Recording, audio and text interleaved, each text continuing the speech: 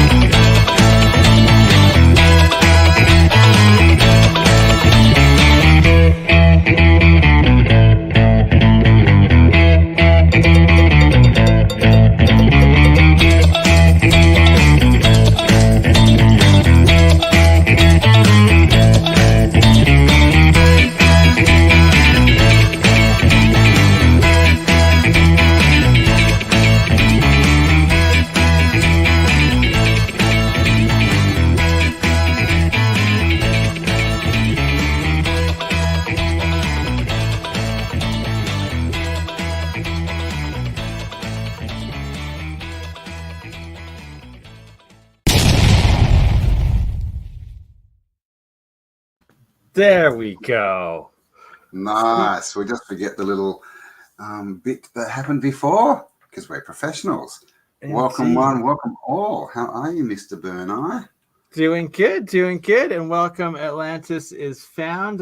Special treat at the end. I will continue on and have Atlantis is Found on after we are done. But Electro-Culture is the topic today, and talk about synchronicities. You chose this topic, even though I myself have also been working on putting together a series on agriculture and electroculture. And thank you, Sister Sherry Ives, for the little book on electroculture that actually we'll be going a bit into today on this. Nice. Episode. So I guess the main question is, did that book come with a bar of chocolate? Green chocolate, yes. Smokable chocolate. Indeed. Chocolate wrapped in paper. Nice. Yeah, and this is the thing. I actually did a chat earlier in the week. It's coming up tomorrow night on my channel with some guys who, it's just a friend who makes orgonite. Well, I just sort of thought he made orgonite, and he brought one of his friends on, and they just started going off, and the stuff they're doing, like they're literally pulling up these things that they're made, and I'm looking at it going, that's the same as like these pictures we get from like the 1500s, these alchemy pictures and stuff. So it's very interesting. All this old tech seems to be resurfacing, you know. We're sort of, we've been looking into, Tartaria and our old world, and then we got into Antiquitech and free energy, and it's interesting because everything, we've been told this is not true, and obviously everyone likes to, all the naysayers like, sticking it, how can copper do anything, a piece of copper? But it's all being proven true at the moment. People are doing all these tests on all this stuff, and what it comes down to is we're rediscovering Earth energy technology, which is really what we've been looking at the whole time. Star forts, all these buildings. So yeah, we will delve into the gardening aspect of it today. Indeed, right? And like that, it truly is real science, and that it's how the ancients grew their crops, and how we can move back into a level of abundance instead of scarcity throughout the world. And that, it's these alchemists seem to have known what they were doing and talking about in the past, and now everybody is becoming their own self-initiated alchemists of this lost Antiquitech, and bringing it back themselves. And that's what it's all about, and what we're doing here. So it works together quite well. And the more that there's so many people doing it as well, and just the random little DuckDuckGo search of pictures of different people doing it. So it's like literally there's thousands, tens of thousands of us out there doing it, trying it, and making it happen. Welcome, Mm. Frank. Howdy, Calgarian, Tartarian Frankie Fingers over at New West Reset. Frankie Live Finger. Oh, on yeah, that's all right. three. Yeah. You've done a couple of videos, haven't you, with New Indeed, and we're West going to be Reset? doing more. Is he called Frankie Fingers because you only see his fingers, like in the Uh, video? I indeed, I dubbed him that, but I think he was already calling himself that, or someone was, and then I loved it. So There you go. I think we all need, cool names like that. What right. I could be, I don't know, what rhymes with Campbell? Jeez, I might end up being a Mason if I use my name. Oh dear. Bells that toll. Campbell. I was just saying, apparently because Bell is in my name, I'm Freemason, and I thought, aren't bells supposed to keep trolls away? So I need to tune my bells up, I'm thinking. Indeed. And ding. Ding. Oh, hang on. There we Ready. go.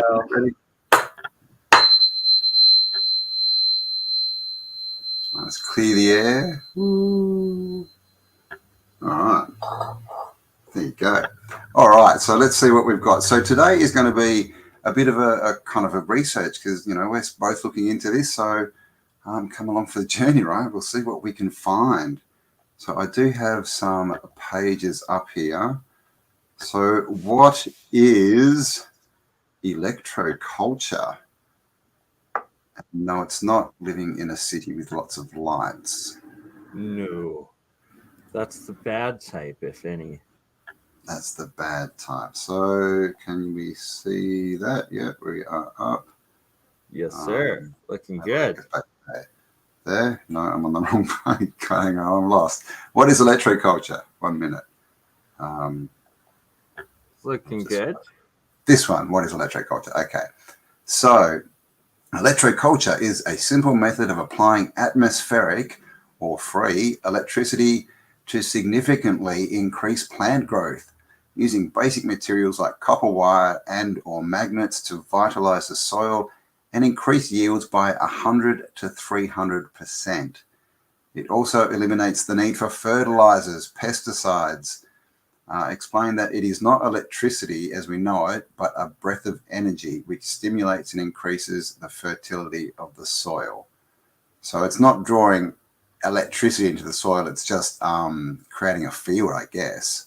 Oh, that was a shot. That's it. It's field interactions, the different energy fields of both the plants and the bioelectric, or I guess bioelectric.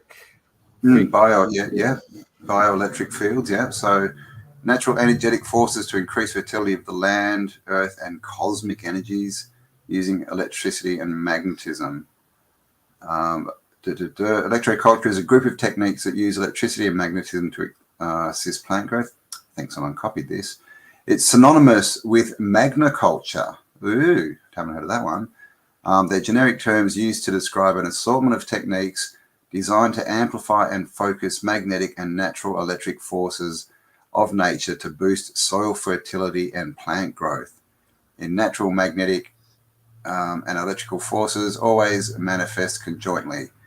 Magnetoculture. Magnetoculture. I wonder if Magneto practices magnetoculture. Refers to specifically the magnetic influences and electroculture to electric influences on the plant growth and soil fertility. And I think they've done, I remember they've done some experiments where they grow plants next to magnets and they grow towards them, I'm pretty sure. So we'll have to check that out. But basically, I've seen that. Yeah. And you can see here that these, see this, I can't increase. Oh, hang on, let's open it. Let's see, open a new tab. No, it's small again. These are sunflowers. And you can see how big they are. So Huge. huge. 10 feet at least. Easy. 10 so or 12 even. Yeah, they're he's got his arm up, so he's reaching up 10 feet probably.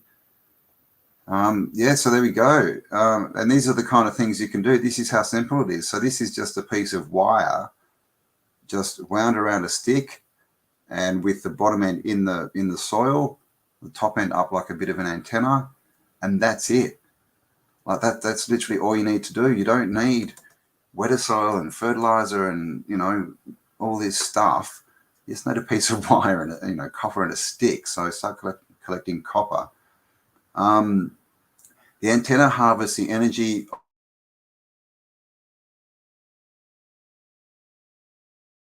These antennas lead to stronger plants, more moisture for the soil, and reduced pest infestations. This is one of the many reasons we have not been taught about this ancient practice, and ain't that the truth? Why are they why am I not speaking? Why are they hiding this? Because how many industries are built up on the back of throwing stuff on the land? And we've seen what happens. You know, you throw fertilizer on a block of land for 50 years and it's dead. It burns the soil. It burns the ground, the life right out of it. It's crazy. And you're exactly bang on with that and the ancient tech of it. And that, for instance, Chichen Itza, this pyramid right here, the locals talk about how they... oops. Whoops. All right. I'm back. You show putting your pictures back on. My bad. Oh, sorry. Oh, did you have something up? Oh.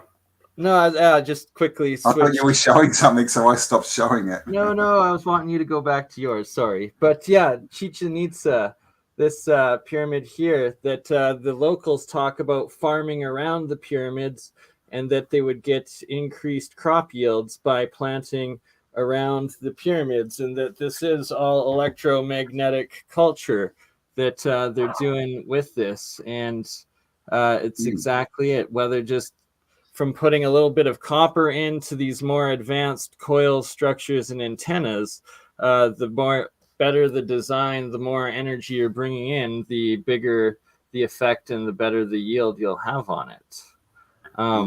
Sorry, Campbell, I didn't mean to interrupt yours there. If you want to continue with that is absolutely fine. I've just got here a couple of pictures.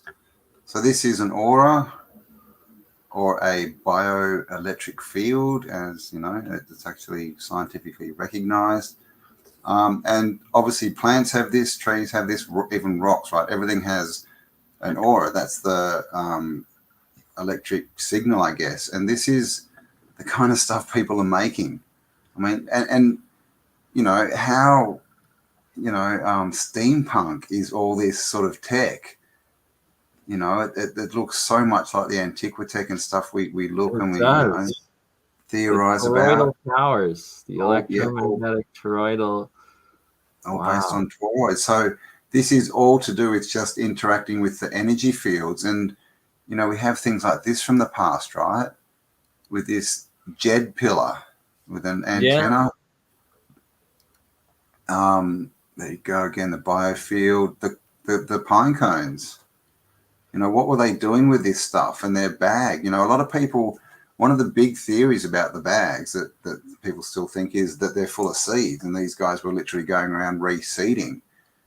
I mean, and if that's true, then that's a fascinating concept with it, right? And the pine cone being the golden ratio, the Fibonacci sequence there, that is a universal energy, and that's a lot of the pyramids, a lot of the structures, the Antiquitech, all was incorporating this galactic, almost universal energy, the ether, the etherical energy, just the flow of it, this spiraling sort of natural energy, I guess, that comes with it. And that a lot of the structures that they made were on these ley lines, these energy points, and that you see all the canals going up to them, and the star fort, star cities, all those geometrical gardens that they had around them with these canals and whatnot, that they were probably getting bumper crops everywhere, where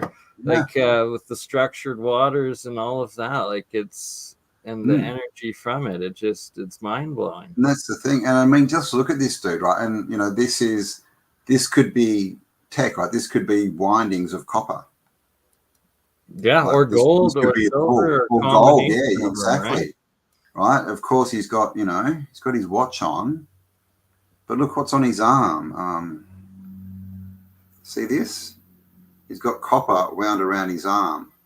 Yeah, Now, and I'm that could at the also be moment, copper, gold, and silver. or yeah, exactly. One of the reason we all use copper at the moment is because it's the cheapest, right? But I'm wearing one of these at the moment, like a tensor ring. So that these, that as well is affecting his biofield.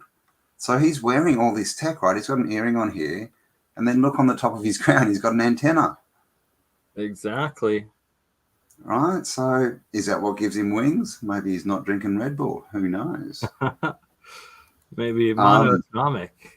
Yeah, and this, who remembers, who's old like me, right? Who remembers all the old watering cans used to be copper? And copper pots and pans at home for cooking too. Yep. So what that means is every time you're watering your plants, you're putting monoatomic copper into them. Exactly, turning the water into colloidal. Yeah, and it's another Jed pillar. More Jeds. I just want to get to one picture. Oh God, See hang these on. coils. A lot of stuff that I've been working with too. I love it. Where are you? Picture that one. Copper tools. Same thing. If with copper shovels and that, or even just copper tipped, every time you're digging in the ground, you're adding, monoatomic copper, and you're adding to the energy field.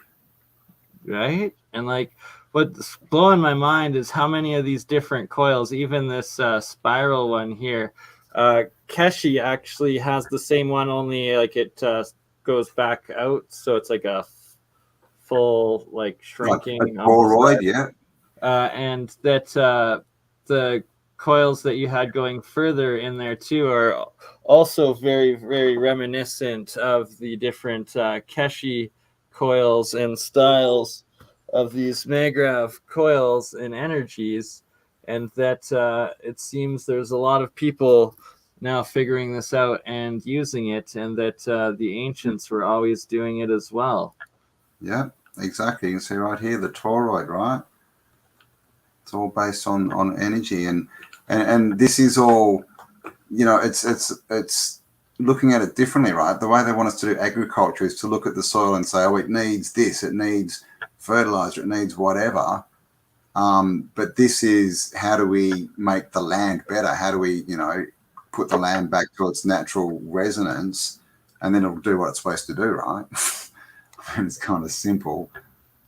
This is another Kirlian photography photo. This is a leaf, but you can see this has had the top cut off it. So this bit of the leaf isn't there, but you can see the aura or the biofield is still there. In, right? So and there's several of these. It's so fascinating, like, isn't it? So everything is energy, right? The energy signature is after the solid is taken away, because it's the energy that makes the solid. That's the bottom lowest frequency, I guess. But yeah, so everything has energy, and of course that's a leaf, a plant. So that's what they're affecting with these types of things. This is a coil. What do you think? Solenoid. That's a double coil solenoid. So that like it's I love the coil within a coil within a coil. It's pretty similar to some of the Keshi designs, and then some of the designs that I actually have done myself with the coils around coils around coils. But that they're all called solenoids. A slinky essentially is a solenoid. So all of anything that is this solenoid creates and can also capture electromagnetic fields and a bit of current and direct the energy. Yeah, that's what they're saying. Don't forget to tune into my channel tomorrow night for a sort of chat with the people who make this stuff. But that's what they were saying, is the straight ones have like a directed energy, and the more toroidal shaped ones are more of a field energy. Like one's vertical and one's horizontal, sort of. Yeah. This is the same so bang on. winding. Yeah, parallel this is just to Keshi's teachings, actually, and that they also go into agriculture with it. So isn't that interesting? I find that really interesting too, right? Because one's kind of, the leading edge of science, technology, and the other's a group of people in their sheds winding bits of copper. That essentially is one and the same. We are The leading edge of science is always people in their In garages their finding garage. coil. Exactly. Look at this one. So check out the shape. Obviously Yeah, a toroid, but that's this is a amazing. double one. But you can imagine just this top bit. You know, what does that look like? Welcome, Alistar. Good to have you, sister. We have this, right? See the Yes. shape here? With a cross on top, of course. So that is this. See this top shape? That's what that is. So crowns, you know, and this is another thing, all this jewelry, right? You know, a lot of women used to wear things on their, you know, heads, and of course they weren't allowed to call them crowns. So they called them fascinators. Isn't that fascinating?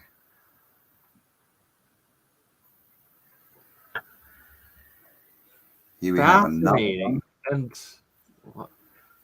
like it's just, there's so much physics, like electrical engineering in these different coil generators. It's awesome to see so many others doing that and it coming forward and being developed.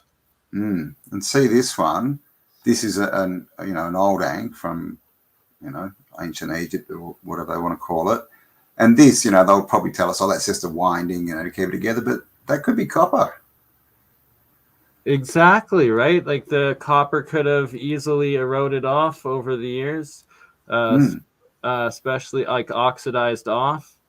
And that they used to have it on there. Like I almost could guarantee that they did. It looks like a winding. Stone. That's someone's hand, the energy field. See, I really want to go deeper into Carillion photography and the frequency of it, because it is a specific Hertzian frequency. And then it's like, is that specific frequency also, well, obviously the bio-life energy frequency and the aura field frequency. And then I think it's classified because if you do, it's got potential to do great good, but also probably extreme negative, so that's why it's so classified. So the actual frequency that the picture's taken at is classified. Wow. It's out there for some, but they try to debunk it, and then on a medical or a military level, it's actually studied as well as medically, but on a very, very classified. That would be interesting. Yeah, you see 2/3 of it still reappearing there after being cut off. Yeah. So it stays there. This is obviously orgonite. Hold on, you got to keep that picture up because I swear I might have one built by the same person. Oh, really? You got to decide. All right. So yeah, this obviously got the basic sort of winding coil here, but we've got up here this spring coil. And the thing about doing, you know, springs and that because this is fiberglass, basically some kind of resin, is it creates piezoelectricity.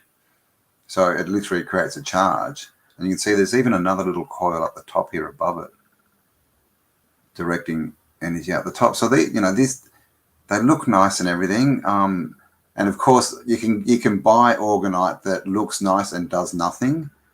But the real stuff, it's technology. You may have heard of Reich or Reich. I think it was Reich, one of them, one of the R guys, used orgonite to bust clouds. So we're still waiting for BurnEye. Oh, he's got one in the mirror. Okay, he's got one there. Okay. Take it backwards a little bit. We can kind of see the coil on the top, but yeah, that's pretty similar. Oh, okay, it's got the wind. Oh, okay, it does have the twisty in the front too. Wow, that's very similar. Cool, there you go.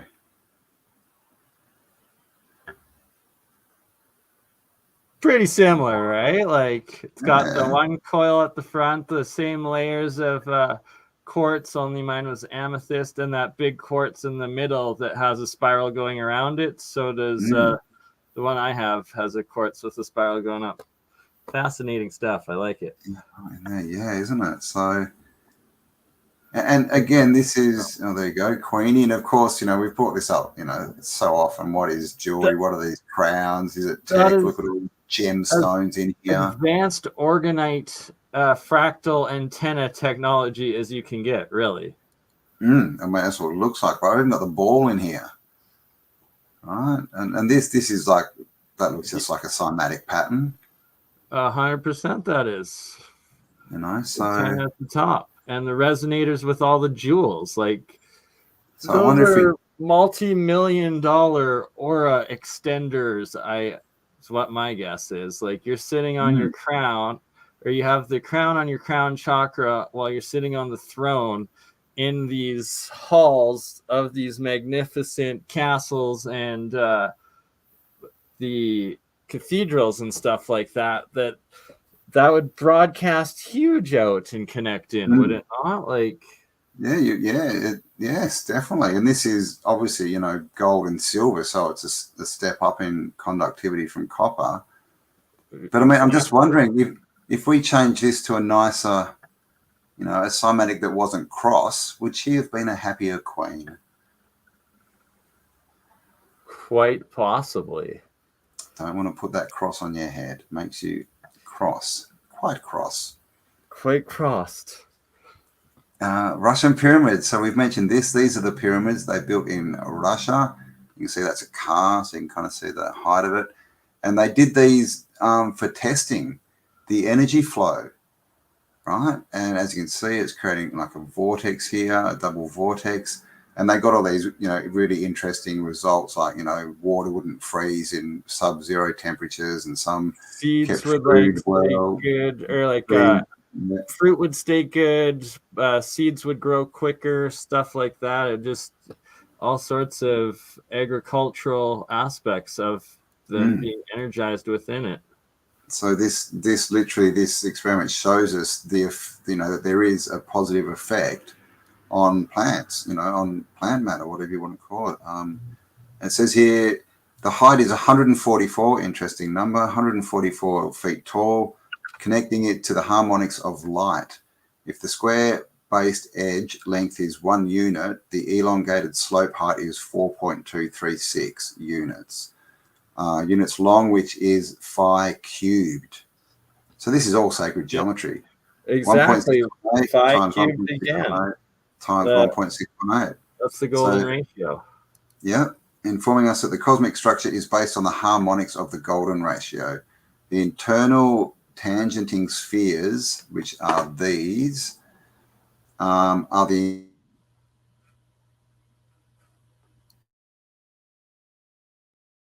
32, 681. Okay, so these, as you can see, it gets higher in frequency. So this bottom sphere is 0.382, and then we rise up to 4.23, which is a higher frequency. I think that's how I'm reading that. Is that right? Because the powers of phi get, is that getting bigger or small? It's getting bigger, but what's going on? Am I reading that backward, Bernie? It's too internal tangenting spheres are the increasing powers. Yeah, it's going up. It's going up. So it's like as it goes up in power, it gets smaller in mass. Is that correct? Yeah, it's condensing the energy, right? So it's a focal point that's then squeezing it and giving you that boost through the focal points. Cool. I do understand. So there you go. So that's to do with the shapes, right? This is another antenna that someone's made. You can see it looks like they got their no water, but I was just seeing it looks like, because I saw this. It almost looks like there's water pipe connected to that. It kind of does, but I don't think. Oh no, that's probably ground. Oh, wires going to the ground. But you couldn't you? You could pump water. Imagine putting it in the top and letting it run through, and then taking it out the bottom, just as through your hose. That would do heaps. But look at this, right? We've got coils here, we've got antennas, and I mean, and apart from being useful, it's cool, right? And you get to make it yourself. And it looks like what used to be on top of a lot of buildings almost. Doesn't it? Doesn't it? There you go. So that's another So winding. that right there is absolutely epic because it's essentially like a combination of the Keshi coil winding or tubes and then like the double winding that I'm gonna be replicating that one right there. That's a good looking toroid, good looking solenoidal coil. It is. And of course it's connected, so that's a closed circuit, right? So that's literally going to be producing a field and energy and stuff. Here's some more of the old stuff. I just found it interesting that, because I was looking into sort of, JED pillars, and I just found that a lot of the JED pillars are connected to the Ankh, right? And this kind of looks like a handheld tool, right? A directional tool. If that was made of copper, I've got it. Actually, I'll show you one photo I think I've got of something that a friend made. Okay, I'll see if I can find it. So I'll stop sharing that, and I'll only show one because you'll have to watch tomorrow night to see the rest of what these guys have made. We're getting a sneak peek, are we? Sneak peek, man. Sneak peek. Ooh, sneak peek. Sneak peek. So what they made. Oh my god! I've now got to find where I put stuff. Oh yeah, here it is. So this is something that was made. This was actually it's made as a custom order, like someone's ordered this. You can see that's an Ankh. Like it's that is cool. There are better pictures, but there was only one eye, and I didn't want to get Illuminumi confirmed. But you can sort of see that confirmed. But he's made this, and it's all that's a tool, right? That's a, I don't know, what do you call it? A free piezoelectricity energy tool. Yeah, an Anka free. Oh, free. Yeah, free. So it just shows you this is probably what all these things were. All these Ankhs and JED towers and bits and pieces, rods. They love their rods, and staffs and crucif. What are they called? Crucif Orbis, whatever it's called. Yeah, the Holy hand grenade. Holy hand grenade. Let's just go with that. Yeah, the holy hand grenade. That's what it's called. And like the pyramids. Look at the.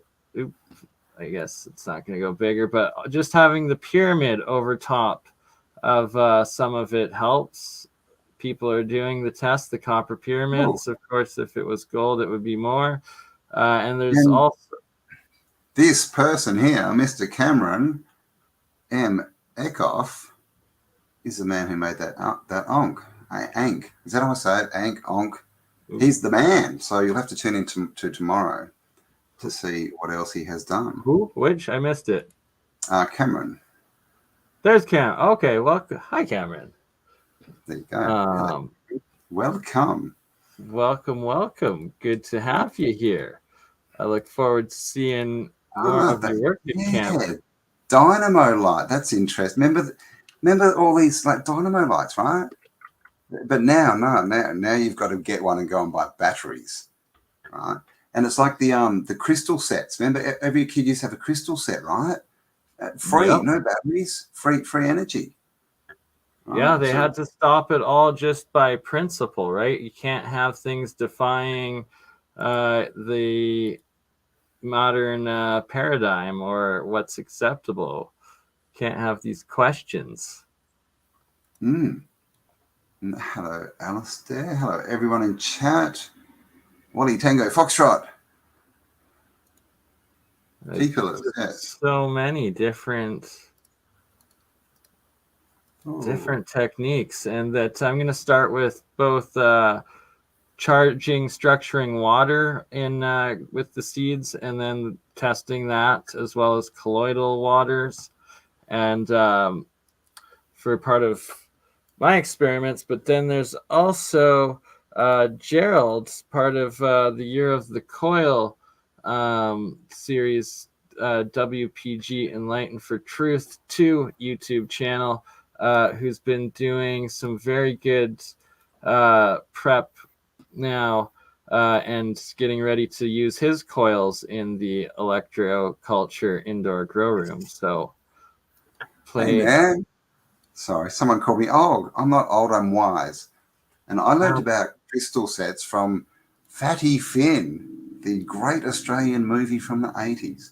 I didn't actually have one. I'm not that old. I don't know. I did start farting dust, so I'm not sure. Might have to check up. Yeah, the crystal radios are another good example. I got to get one of those going one of these days. So this is just a 1-minute video of Gerald's, and I'll play it quickly. I just posted the link in the live chat. Hey, everybody. In part 2 of Electro-Culture, what we're going to turn the volume up a bit. Is take these seeds here and put them in the south pole of the coil in order to help facilitate germination. Is that any better? Now, these seeds here are all 2 years old. And Can you get up any louder? Here, no, sorry. It's only a minute long. Is only a year old. All right. So we're going to see how all this is going to turn out. And what we will do in the next video is we'll take this cup, we'll put the seeds on here, south pole pulsing, and we'll fit the coil on there and demonstrate. And we'll use a compass to show you where the south pole is. All right, everybody. This is just a quick update. You have a great day.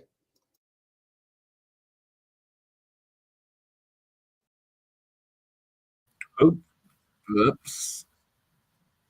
Or is there another one? Seeds. No. No, our setup is 2 compasses. Sorry, my bad. There we go. So basically, he's going to try to do some 2-year-old seeds and charge them with his coils. Campbell, you are muted. And then Matthew Reif was also talking about it, and Mike at Faraday Research, as well as with the Hutchinsons, all about putting these coils into the ground and pulsing the gardens with the coils themselves. And that will be pretty epic.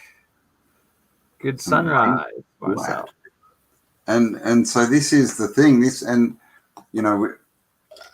Obviously after the last couple of years, many people, if they still have their businesses or jobs, are at least considering changing. And this is the way forward, right?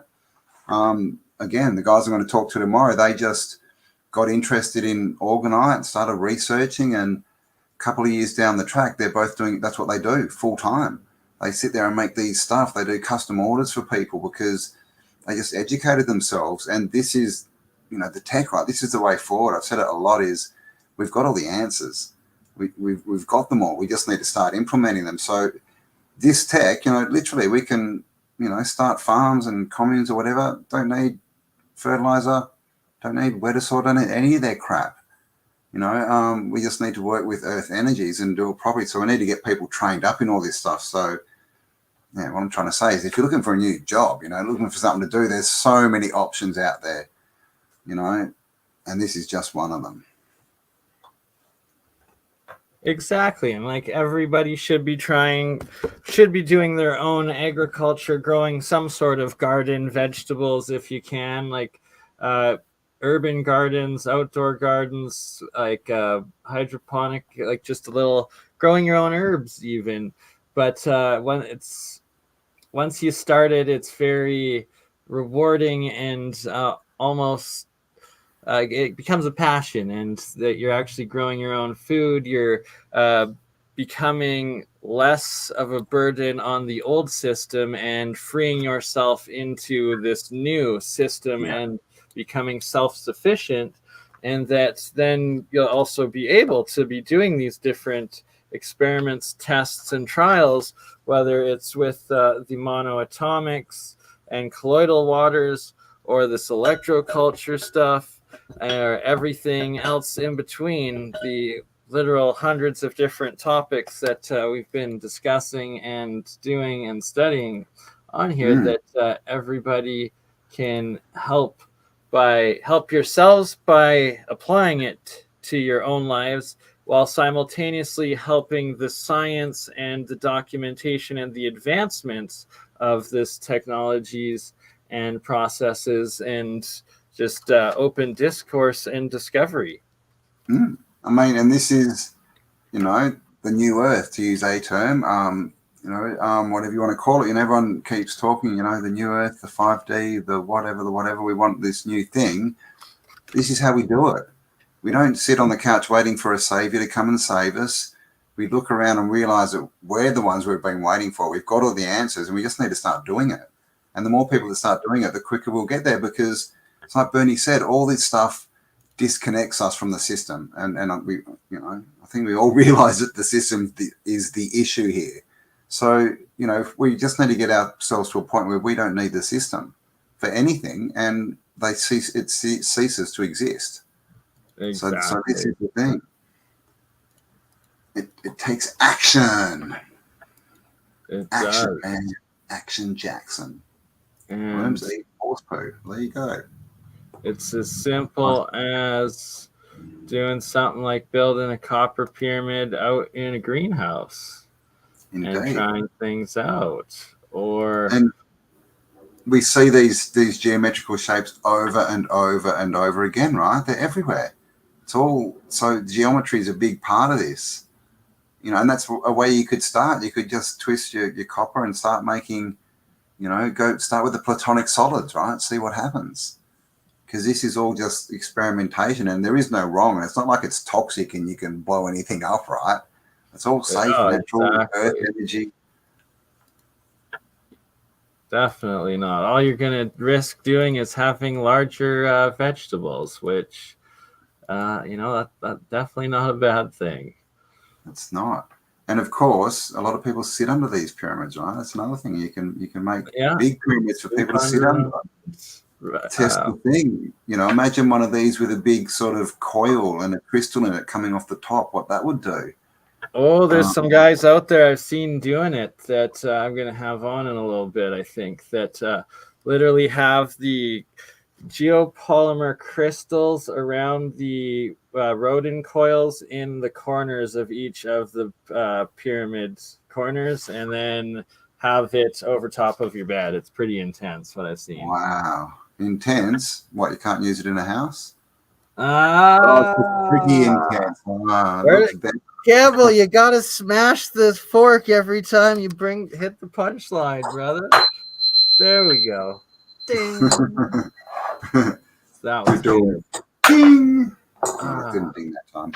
There you go. So this is the place to be for dad jokes. Tell your friends. Or good. They're good jokes. They're just really horrible. Good meaning. No, I don't know. I'm sorry. Did no one teach you to be respectful to your elders? Right. Sorry. I'm just trying to bring up the PDF of this Electro-Culture book that Sherry Ives sent to me that I have here, so that maybe we can share it with everybody instead of me trying to hold it up to the screen. Oh, okay. All right. I'm just having a quick look. Got some videos here. I'm just trying to see if any of them are good. So chat amongst yourself, guys, because we're professionals. Well, actually, let's play one more minute. This is part 3 of Gerald's coil Electro-Culture. Let's see if I can get the sound working a little better. All right.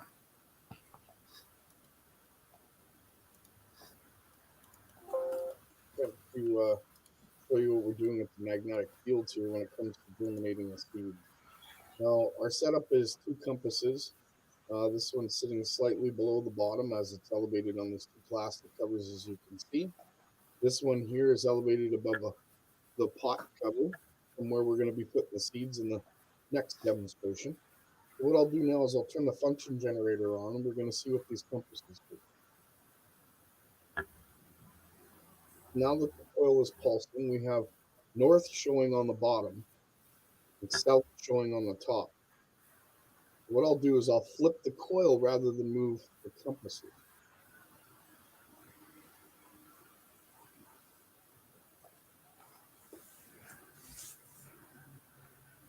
Oh, Oh, we have that's south an on the interesting bottom. experiment. We're going to flip that back around one more time. Is that, oh, there's spaces, yeah. Again, south on the top, north on the bottom. Not unlike a solenoid coil. But we're doing it this way to show you how we're going to put the seeds in the south pole of the coil for germination in the Electro-Culture. Thank you very much for your time. Have a great day. So Nice. I posted the link in the live chat. Yeah, Gerald does really good small short videos explaining his stuff, and then does the more in-depth explanations and presentations on our real science episodes, which we always appreciate. And we're going to be doing a full agricultural series starting over the next month here, where I will have like lettuce, radishes, and spinach, I think, where I'll be using the same seeds, and then have one that's watered with like this monoatomic water, one that will be watered with the blue diatomic water, the oxidized version, to see if it affects plants negatively, and then control regular tap water, as well as I might also do microwaved tap water to see if there's a difference in that between water and or tap water and microwave water, and then also the structured water from the Rife coils here that will be playing the frequencies through the water. So there'll be at least 5 different types of water that we'll be using in this agricultural trials. Nice. And sadly, I loaded the PDF thing, but then I tried going into some like free trial BS. Like, God, I don't even want to. Well, we'll have to. Maybe you can take some photos of it, and we'll approach that on another show. Oh, there we go. Got a bit coming up. United States Department of Agriculture. Oh, really? Electro-Culture. Wow. When's this from? I believe this one, January 1926, it says there. No way. So there you go. They knew this stuff, right? They Yeah, knew it. that's almost 100 years old now. Like 100 years old that they're doing these tests of electroculture in the U.S. And I believe let's read in a little bit and see if we get during the past 75 years. So they were doing this for over 75 years at that point. Many experiments in electroculture have been carried out with varying degrees of refinement. Some of these experiments indicate that the yield of crops can be materially increased by electrical treatment. Others conducted along similar lines fail to show any marked response to the treatment. So always, of course, things get debunked because they'll change one little aspect or intentionally disconnect one little wire here or there so that they will make the entire practice null and void because it doesn't work because they didn't hook something up properly or have it shorting out somewhere. And a bit like the Hindenburg, really. Yeah, the debunking community is rather well known for such things, especially in free energy and anti-gravity verifications and debunkings, such as even cold fusion, the Martin Fleischmann Pons experiments, where the original cold fusion in Utah in the 80s and 90s, that it was replicated like 100 different credible places, but the 3 biggest like U.S. institutions intentionally, I think, undersaturated like a certain neutrino or what's the word, dihydrogen. No, anyways, they messed up one aspect of it intentionally, which then created a bunk reaction in the cold fusion, and thus cold fusion wasn't real. Exactly right. God, fake science. So Suzanne had a vision of an 8D crystal, I'm not sure what that is, with 36 facets being used for energy. Do you have any idea what kind of crystal that could be, Bernie? That sounds like some sort of Atlantean crystal, but for the 8, it would be an octahedral crystal, I believe. Yep. So it could be like four-pointed or four-sided pyramid on each side. Together is like a 8-sided, or like an octahedron is a Octahedral. like a hexagon, but with 8 sides. Yeah. Oh well, 3D. Okay, so all right, yeah. So it could literally be like what's that called? Is it an octagon when it's 3D? I don't know. Oh no, octahedron is when octahedron. There we go. Octahedron, yeah. Experiments in 1915, after the plant had been plowed and put in good shape, rye was seeded on October 22nd, 1914, and the 6,600 volt treatment alternating charge was started. That's a lot of energy to be putting in. 6,600 volts. Like what? Were you intending to fry it? Like what the heck? Right. Yeah, so man. They were trying to cook really hot chilies. Right? Get that molded. Yeah. Pumped up with volts. Lanes. Hexahedral. What's a hexahedral? Hex is 6. 10? Hex? Hex is 6. Hex is... God. 8 dimensions and 36 sides. Okay. Dang. I'm going to have to... An octahedron is 2 shapes in one. What about a dodecahedron? What do they call it? Dodecahedron? Is that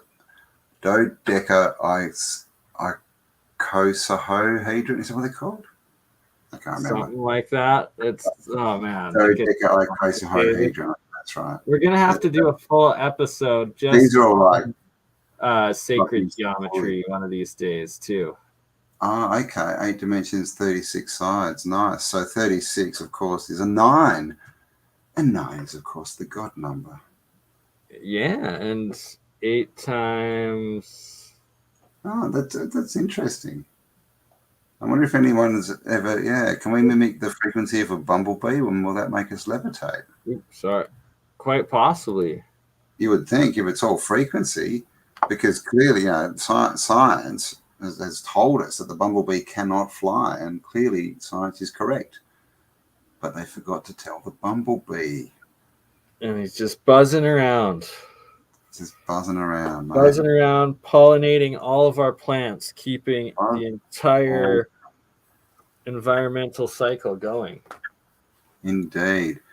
And hang on, that's not the right screen to share. What happened to him? Oh, okay, hang on. Gosh, when you bloody bees are vibrating, indeed. Be nice. Bees are behave, or bees are everything. They literally keep our ecosystem going. Believe. And they produce darn good honey. We've all seen these gardens, right? Exactly. Is this a type of electro-culture, or at least electromagnet culture?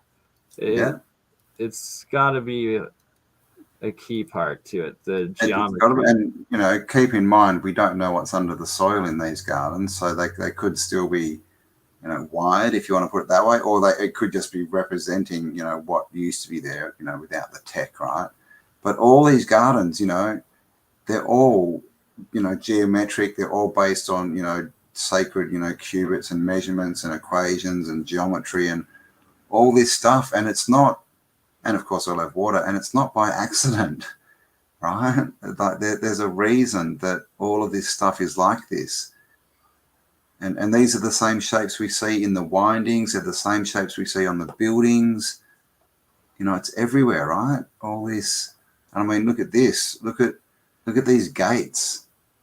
You know, like all these Right. palaces have these big metal And like the gates. iron is the magnetic, and then the gold is the electric. So it's electromagnetic. It's way more Yeah. advanced than our current understanding of it. That magnetic current has been classified by the U.S. Army since the 50s, and then officially in science, like debunked, even though it's so much more, especially when you look into like Tesla's writings, Edleed Scallan's writings on magnetic current, and so many more that has to do with geometry as well as even actually color to some degree with this energy. It's very And fascinating. imagine if this gate and the whole fence, you know, you can see, you know, we know that they're fences. If that's all, you know, grounded into the ground, right, proper with iron or whatever, copper into the, you know, that's going to affect the whole, all of this enclosed area and the area around it. And remember these, look at, well, see, remember these arch things? We used to see them everywhere, right? This is a bit more ornate, Yeah. but you know the little arches that went along, they were just like wire arches that were like garden edges. Well, where did that come from? Did that start off being copper or gold or silver? You know, and this is like the same kind of thing. Even the iron, because iron's ferrite, which is magnetic, and with magnetism you get electricity at a perpendicular field angle when magnetic energy flows. Look at this shot. Look at these. I can't zoom in. I see what you're saying, though. Those are essentially antennas bringing the energy. Oh, here we go. Here's a bigger one. You can see even on the top of them, right? Are they bells? Oh, my God. But, yeah, I mean, how much like antennas do they look? And, look, this is connected up to, look, this big gate. This is Buckingham Palace. So we've got the big gate covered in, you know, things like gold and silver. We've got antennas, and then we've got this fence. And we've got all these antennas popping out of the ground as well. Right? It's just crazy. What's going on? So, you know, are they? Well, are they? We know that they have tech they use, and this makes, you know, like if they had all this super, you know, electronic tech, right? We would kind of know, but this tech is so subtle. They could be using it to, you know, for their gardens, to grow their food that they eat and we don't, all this stuff, and we would never know because you can't see it really, you know. And it's all turned into, like we showed before, all these fences and these gates and these archways. That's another one, right? All these metal arch frames, right? What is all this stuff? All. Yeah, it's suddenly it's not ornamental, right? And how often do they do that? They turn what is tech and they try and say, oh no, it's just an, you know, it's just a facade. It's just an ornament. And then we get to these old world greenhouses. All right, what do they have? What's their frame made of? Very good point. All right, so this is, you know, and we know there were lots of these everywhere. They were literally everywhere, and that's huge electromagnetic fields. Yeah. Wow, like never even thought of that. I think because they were all iron. Like that's and hang on, I'm just trying to. Let me open it. Crystal, like the glass. Like open picture, open image. Okay, let's see. Because see on the top, antennas. Right, and it's the same. Look at the geometry, right? A pyramid, a square, a domed pyramid. You know, all this geometry, the arches. It's all the same. And then we come down into the garden, and the same geometry is repeated pretty much. It's, you know, it is, right? That's very good point. Like hidden in plain sight, the sacred geometry going into these old tech, old world structures, the gardens, like they would have been. And you always see huge plants growing in those sort of old terrariums too, like 2-3 times the size of anywhere else. Yes. Joseph, was it Joseph Banks? The guy who designed the original Crystal, well, supposedly, right, designed the original Crystal Palace. He was supposedly, the story goes, he was a gardener, and like 20-year-old self-taught gardener with no experience, and he built one of these greenhouses. And then they went, that's good. So they let him build the Crystal City. And then apparently he built lots of these greenhouses everywhere. But it's just such a dumb story, right? Like, why do they need them this ornate, this big? How did they get that? These are the first greenhouses, apparently. This is what they want to tell us. These are the first ones. Right? Like, just such BS. And in there's a picture of the original Crystal Palace back in 1850, and it's got like a couple of massive trees in it inside. So was that a greenhouse? Really? I mean, just look at this. This takes a lot of planning and planting. It does. So this is the tech of the old world. And of course, no doubt they'd be hooked up to the water system in some way, and, all the water would be ionized or copperized. Yeah, goldized. structured for sure. Structured water, 100%. That's had to be what 2/3 of their fountains were all about, was making those fountains of youth, structuring and charging the water, the holy water in the cathedrals, charging it all. And how often do we see these fences with these little points on the top of them? Everywhere. That kind of look like antennas. So this is the thing. If these, obviously most of them now, they're not in the ground, right? They love to attach them to the pillars, and so they don't even touch the ground. But if these were hooked into the ground, they would be doing something. Absolutely, they would be, and most likely are always. It's crazy, isn't it? So yeah, that's a good one. These gates, I hadn't thought of that before, but you can see it's right here, and then right next to it, bang, straight into the ground. Always grounding, and they have the antenna up, getting the energy from the atmosphere, and then grounding it into the ground for the plants and the water, and using it. Yeah, and that's the kind of thing that they used to build. Look at that. I mean, and they tell us, I know this was built for a couple, a king and a queen used to live here. I mean, come on. But you can see, like, these are all fountains along here, right? Along this bank. And this, obviously, this is covered in gold. This one, gold everywhere, right? All these, special metals, conductive metals with all these monoatomics. We've got two big gold things here. And, of course, just the geometry. It's everywhere. Huge. Like, gold. And guaranteed at like ley line intersection points too, where they're on the Earth's grid, and then just directing all of those telluric currents, energy currents in, and then with the water. And no wonder there's such beautiful, epic gardens. And yeah, I can't zoom in, but can you see this pattern here? It sort of shows energy moving out of the toroid. This is like a toroid. This is energy moving out. And then the one underneath it, you can sort of see it better here. It's the reverse. Looks like it's moving in. So are these, are they just hidden in plain sight, just showing us that there's all this stuff is to create energy in the toroid, right? Because whatever's inside the toroid then becomes what's outside the toroid, and vice versa, right? That's what that says. Structuring it and organizing it and just making it usable. Oh my God. We know so little, but we're learning. We're getting there. Exactly.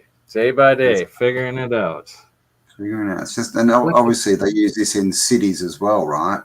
We see it in the layouts of cities as well, everywhere. So, was all this geometry and stuff when it was, working properly? Was it to working like the cathedrals, to sort of harmonize the energy, right? Make everyone happier and healthier, and including all the water, the plants, all that kind of stuff. Absolutely. And just constantly hidden in plain sight. The fact that they've kept using it throughout time, and acting like there's nothing to it, while still implementing it in all of their palaces, all of their cathedrals, and their architecture. Oh, Dave's Waffle House. Thank you for the €2 Dave. support. Again, Mr. Thank you. Campbell. Thank you And very much. if anybody does feel like supporting me through YouTube, finally YouTube has Oh, allowed yes. me to remonetize. Since approving me in November for my smaller channel to be monetized, still rejecting Crypto Alchemist. They took it away 3 times, but they finally accepted my appeal. And once again, on BurnEye, Mine's Third Eye, ScienceGuy YouTube channel, you can super chat or become a member. And I have worked on putting up a couple extra videos for the members, as if you're paying for membership, you got to get something out of it. So it's there. You do. You do have to get something out. Oh, look at that for a greenhouse. Like, right? Look at that. Like, and explain the area usage. Like, it's so inefficient. You'd want to all of that area covered, wouldn't you? Like, it has to do with energy. There's no doubt about it. Like, why else would you, like, it doesn't make sense. Yeah, exactly. Unless you look at it from an energy point of view, it doesn't make sense. This is the first greenhouse that Joseph Banks built. Check out the doorway here. Very cool. They knocked this over, right, as they love to do, and they actually had to bring in special equipment because they couldn't knock it over, and it's a greenhouse made of glass. Thank you, Dave's Waffle House, for the grift. I appreciate it. So thank you, Dave. Much love. And yes, giving a like, sharing these videos, that is just as good support for everybody. All of you being here watching and partaking is just as much the support. We appreciate all of you being here, making this possible and doing this with us. And that literally within 2 weeks, we're going to start planting some seeds with these different waters. And I'm going to be working out with Gerald and Jeremiah some actual Electro-Culture experiments and tests. Oh, that's his name, Paxton. It's Paxton. I got the name wrong. Okay. I knew it had an A in it. Joseph Paxton. Okay, so he's the greenhouse dude. So, yeah, this was his first one. And when they tried to knock it over, they couldn't. They had to bring in special equipment. All right. So this is this guy, untrained, never had any architectural training. He designed, they love to say he built all of these, right? This, of course, the Crystal Palace. These are just some of his greenhouses. Now, this is what he was growing. That's a lily pad. What? Yep. Wow. And literally, you could walk on them. You could sit on these things. And here's a drawing of someone standing on one. But yeah, you could stand. They were that big, and you could stand on them. Here's another greenhouse, man. Look, it's a small picture, unfortunately, but I mean, come on. What are we looking at here? This is okay. So this is a modern picture of these lilies. Look at the size of them. That's absolutely huge. Yep. And under a metal roof, of course. Like I said, literally every time in these enclosures. Oh, here we go. Here's the picture. Times the size you normally see them. So back in the day, people literally using them as boats, sitting on them. Someone's brought their dog along as well. And Joseph Paxton is, said to have invented or whatever crossed the banana. What's it called? Cavendish. The Cavendish banana.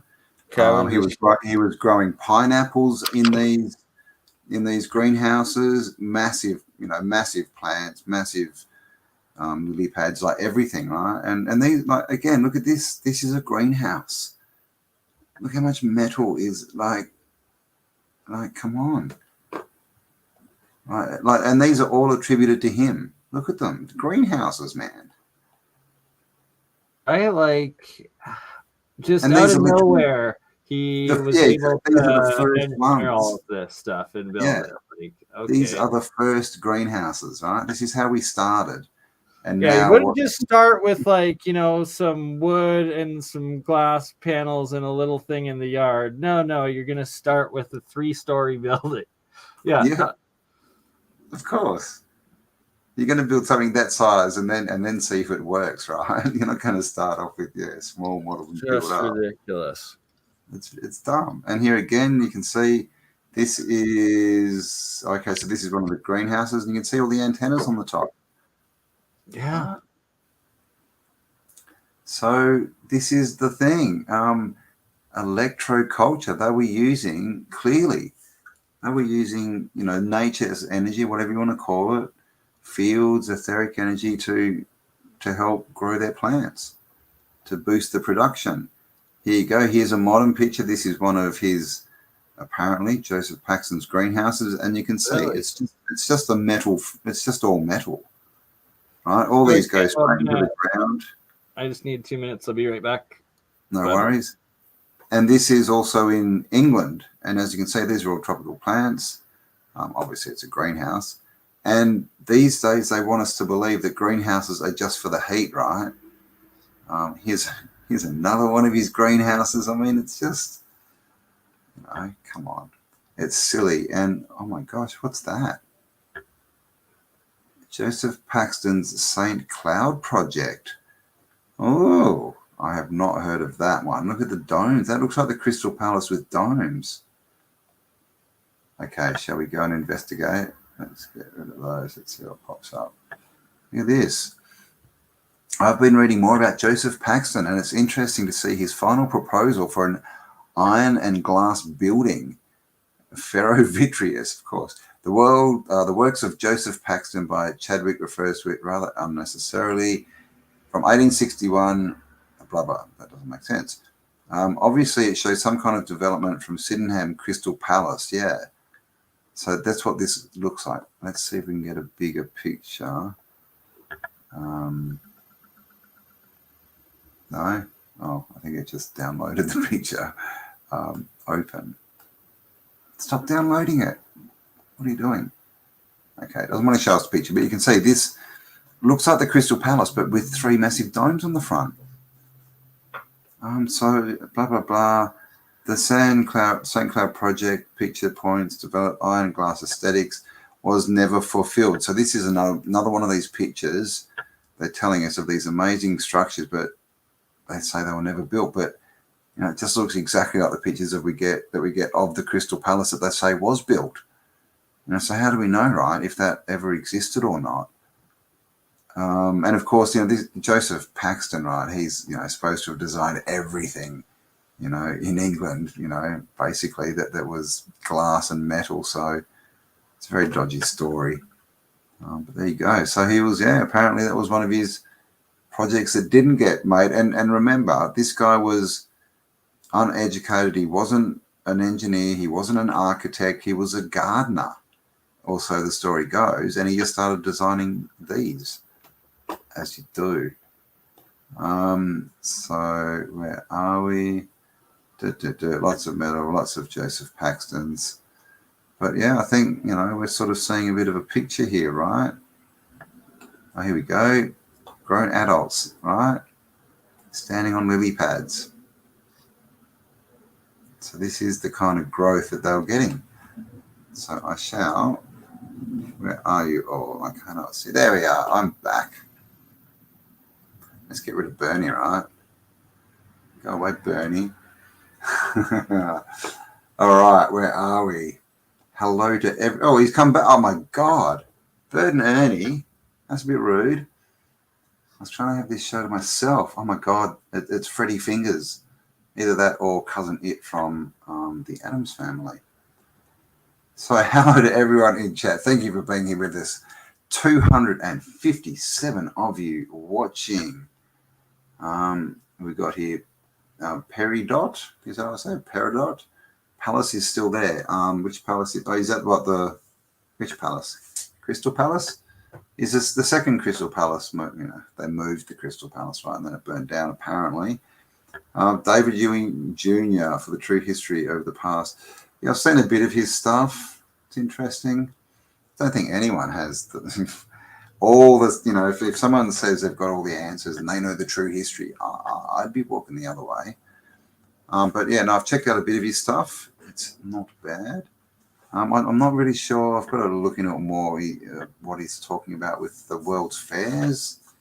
But anyway, they don't need to inject animals, just like people are supposed to be injected with injections. They should use, yeah, indeed. No one needs any of this stuff. Anything that you need to take into your body, you should take in through your mouth, right? Yeah. So there's still one building in Melbourne, the exhibition building, but the one in Sydney burnt down. And guess what? It apparently had all the records of Australia in it up until that date. So everything got destroyed. Nice story, isn't it? Oh, hello, Tom. The mothership. That ship is a mother. A gardener in need is a friend indeed. Very nice, Mad Pie Man. And yeah, so we all need to, start testing this stuff, right? Just try stuff out. Stick copper in the ground, see what happens, make shapes. Educate yourself. I'm not sure how orgonite goes, how it affects it, but this is all stuff we can work out ourselves, right? And we all, of course, should be. Oh my God, there's so many comments. We all of sure, of course. I agree. Some people are. They need a cleanse. But I mean, this is the thing. Everyone also has a point of view because we all live in our own little worlds. So to say someone is wrong is saying what? That they're not seeing the world you're seeing? Of course they're not seeing the world you're seeing because they're not you. So there. Good point. All a matter of perspective and seeing everybody else's perspective. Oh my dog's perspective. Yeah, man. Let the dog talk, man. He knows. The dogs have the answers, you see. They sit around in the rooms, pretend to be asleep. They listen to all these meetings that are going on, and then they use their doggy network to let each other, to inform each other. They know. Dogs are like the mice from what was it? Life, the Universe, and everything. Restaurant at the end of the universe. Cool. Not yet.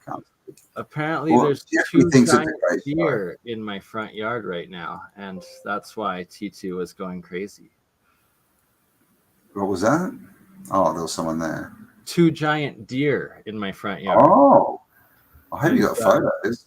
That's why my dog was going crazy. So I'm going to try to go see if I can get them on camera and bring them onto the show. Oh dear, can we get 2 deer on? Oh dear. So I'm fired up. Yes. Good on you, Jackie. Yeah, everyone get out and get planting, right? Do experiments with seeds, with water, with different types of things. And this is how we change everything, right? This is how we feed the world. And thank you very much. Set an egg from, is that Saskatchewan? Thank you very much. Do appreciate it. Where are we? The goodies. Goody, yum. That's all I've got to say on that. Oh, okay. Was that me? What did you ask? Was that me? There's lots of things here. If I missed, I'm sorry. What's going on in this chat? The dead diabolical plans will fail. I agree. I mean, yeah, diabolical plans always fail. If you don't believe me, go watch Batman from the 60s. Always fail. What if you don't have a parasite and you still crave a BLT? I don't know. Yeah, parasites, right? Parasites. Ooh. I've got a book that talks about parasites as the snakes, right? The serpents that need to be cast out. Who knows? On building one more building. Oh, what are you talking about there, Iron Horse? I missed the first part of that. Where is it? Iron Horse. If you built one large enough, you wouldn't need a house or a weather protection. Oh, that's what she said. I don't know. Sorry for jumping into your conversations. All right, where are we? Is BurnEye outside with the deer? All right, we're out with the deer. Okay, let's make BurnEye big. That's what she said.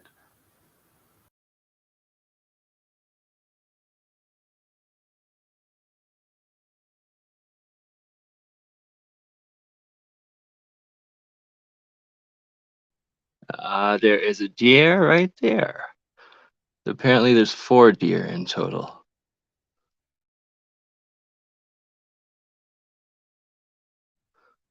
Oh dear, we have a few deer.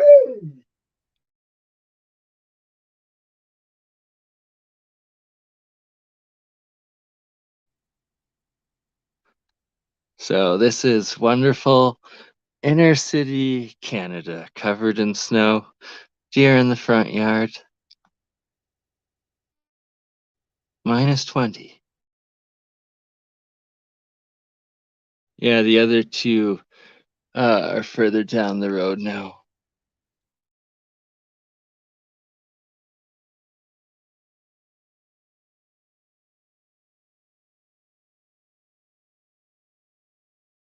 Dear, oh dear.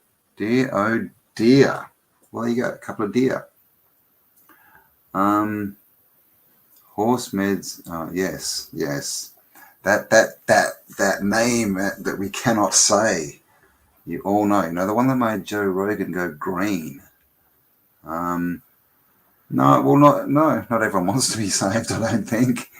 You know, a lot of people want to go into these 15-minute cities, man. And I saw a quote today. It was like everyone wants to save the world, so they go get to 15-minute cities, and then they will never be able to see the world that they saved. Isn't that nice? We want your snow down here, do we? I don't want snow. Speak for yourself. Snow on the Gold Coast? They'd have to change the name to the White Coast. That would just be way too much work, man. Come on. It's really cold. It's frozen. Oh, come on, can we stop? I can see there's some kind of diet conversation going on. Guys, can you take that somewhere else? People, like I said before, everyone is allowed to make their own decisions.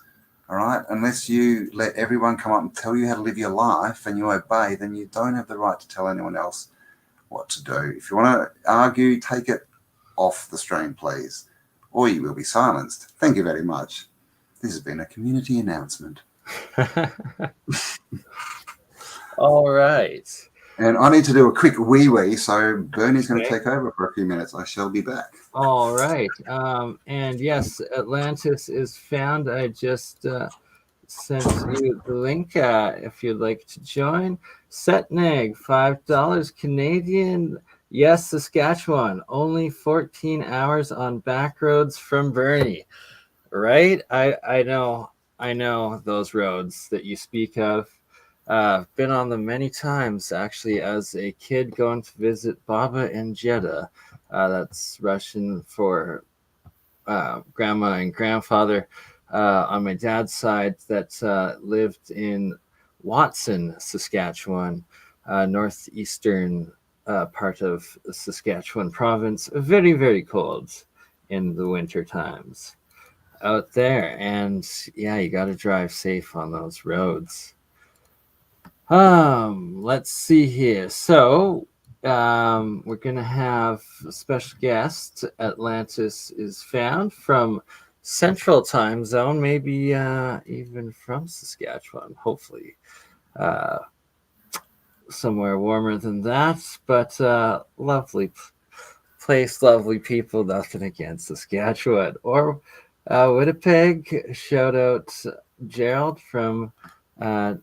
WPG Enlightened for Truth. And one more time, we'll quickly play Gerald's video here.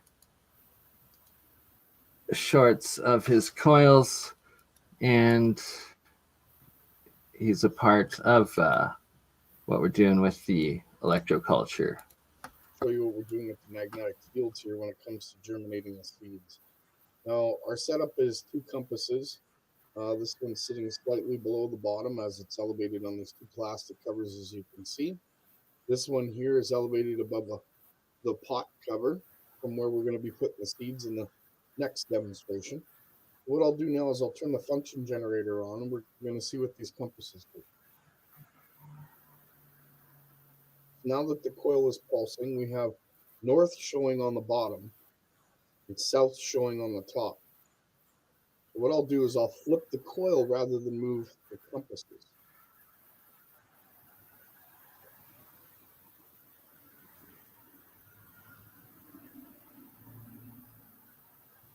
Now we have south on the bottom and north on the top. We're going to flip that back around one more time.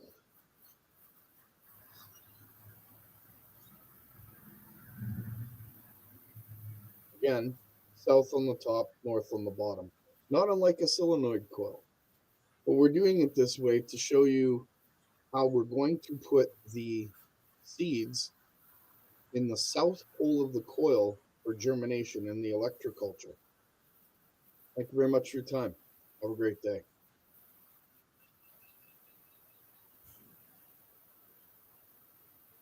All right, so I've got opened up here just YouTube. If you search Electro-Culture, these are the videos that come up, and there seems to be several channels that have been doing this for a while. I'm noticing a couple repeats, looks very good results. That not sure if they're copyrighted or not, so I'm not going to play them live right now, but I'm definitely going to dive deeper into this once we're off, and for the next episodes, figure out a couple of different methods in specific groups that have been testing their devices and documenting the results for a couple of seasons here to figure out what would be the most efficient or best possible yield results for people to do it themselves, as well as to include into what we're already planning with the different coils and frequency treatments with both the Rife coils as well as Gerald system and the monatomic and colloidal waters that we've already got on the go to add into our agricultural series coming up, Real Science. And for everybody that wants to be a part of it can join in and be a part of it too. Also this week we're going to be setting up another planning episode with the Hutchinsons, where I'm finally going to be getting some of the materials together to start building some of these crystal battery cells and get the exact generation 1 as well as possible a couple of generation 2 battery designs and the material lists for constructing them, so that people can start doing them, as well as myself finally building these crystal battery cells and starting to put some of my LED lights potentially powering off of them. That's a big thing in my goal to start doing, and that theoretically, and what has been shown so far, that for each one of these battery cells that I build and then connect to a different set of my different like Christmas lights and LED lights and stuff, that I should be able to keep powering it indefinitely. And just, you know, every one that you put on is something you're able to light up forever, but green and without it being connected to the grid. So it's pretty epic potential, essentially, with what hoping to do here. And myself as a career silk screener and festival music vendor, clothing manufacturer, promoter, and event planner as well as I guess producer. Anywho, shows I've done, festivals I've been parts of, lots of lights, Christmas lights and LED lights and lasers and stuff that I have, and that it would be pretty awesome to be powering it green and indefinitely and completely off the grid for no cost. So it's going to be something that I'm going to be putting a lot of work into coming forward, and that our next video or private session with that is this weekend, and that there will be an edited video hopefully next week of it coming out with the next steps to do. Anywho, Campbell is still not back, and Atlantis is found, is yet to be found. So what else can we do? Let's take a little look-see. Share this tab. Here we go. Was sent in, pardon me, I forgot who posted this link. Was it Machine Head 69 or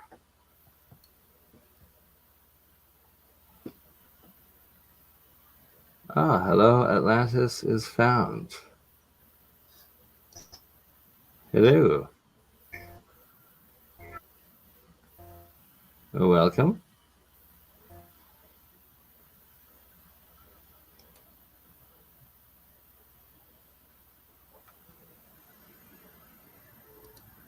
Hello.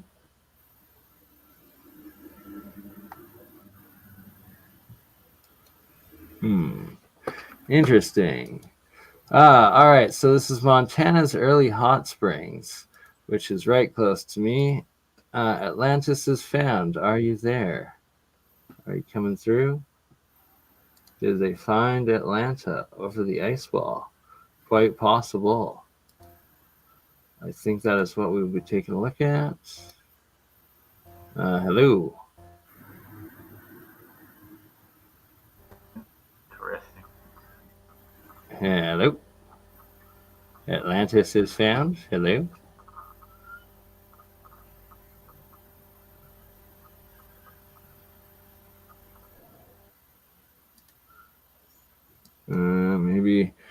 Maybe facing technical issues. Welcome.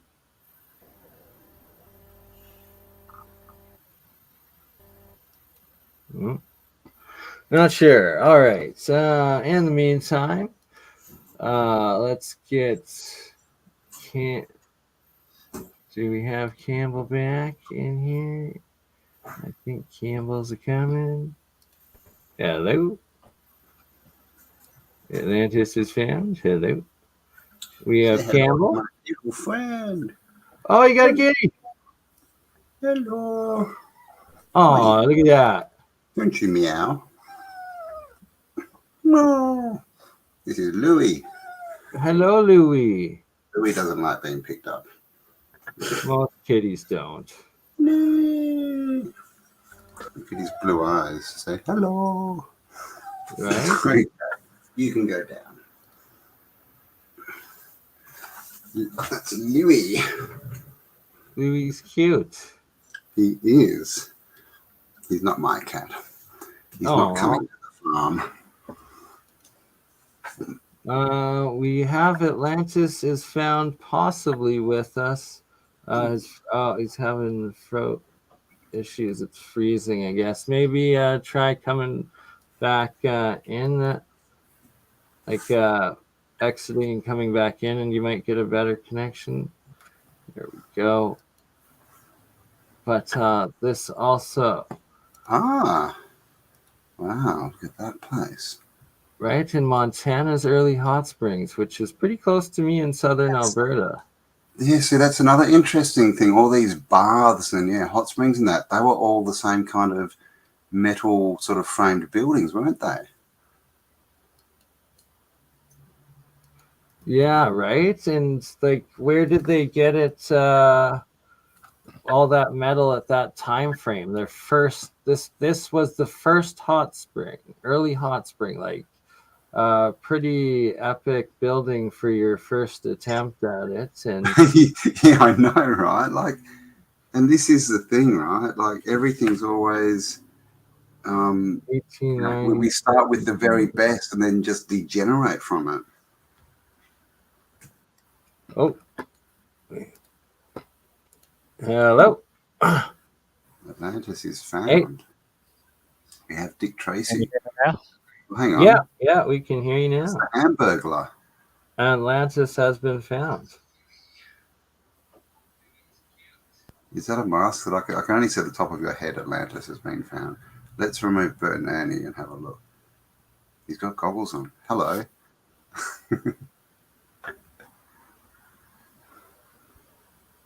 Oh, we could hear you, now it's muted again. Weird. Yeah, there's no mute on the screen, but yeah, we can't hear you. Yeah. Strange. Okay, I'll read this while you sort out. Hunter's family eventually thrived at the hot springs, and by 1873 he had constructed a hotel and bathhouses at the springs. Word spread about the facilities as guests came seeking much touted medicinal properties from the water. There we go. Over the next 12 years, improvements were continually made, including the addition of a 2-story hotel in 1883. Dr. Hunter's resort flourished with claims of miracle cures. And of course, they ripped this place down, right? Hunter's hot springs reputation expanded, and the spa entertained guests and customers from across the United States and Europe. The Northern Pacific Railroad was just a mile and a half south from the resort. His son-in-law, Frank Rich, eventually built another hotel approximately 100 yards east to the handle. But this is called the Rich Hotel. There you go. So 2 hotels just to house the amount of people that wanted to go to these hot springs for medicinal cures. And what did the mind controllers, the government, do? They knocked it over. So, and again, right, why would they build... They kept enlarging the first attempt, right, and it's this amazing building. They can't reproduce it, but they knock... Why would you knock that over? It doesn't make sense. It doesn't make any sense. They said they enlarged it 4 times. And then nothing. And then so I've got a kitty in my drawer. That's all right. That's all right. That's all right. Yeah, kitty smashed a bowl this morning. Can you hear me now? Naughty. Yeah. Yes. There we go. You can? Cool. Loud and clear. Welcome. I finally got it. Indeed. Welcome. Oh my God, how did it get to 4 o'clock? Oh, we started. Oh my God. Nice. Time is evaporating. Nice to see y'all. Hello, yes. Thank you for being here. Nice to see you. What do we call you, Atlantis? Found? What time is it? It's 4 p.m. in Perth, Australia. It is 1 p.m. in Alberta, Canada. It's Thursday here, is it? Oh, yeah, it's just Thursday there, is it? Yeah, 1:54 a.m. 1:54 a.m. Oh, okay, wow. So it's the middle of the night. Oh, right to the bombshell picture. Yeah, so you've been sending me these pictures of what you're saying is Atlantis found. Let's go to the singular one. So you see the statue at the bottom? Let's go to the singular one first. We've got a lot, but do you see that statue? Nah, that one at the bottom right there. So, yeah, this one. Oh, we could do that one too. That's the god Pan. it looks like yeah, you can see the crown. Yeah. And look at his feet. Yeah, I was looking. Has he got hooves? He's hooves, isn't in there? Yeah. Right. Yeah. Look at his horns. So how big's that? Gotta be I'm guesstimating around 1,000 feet. Wow.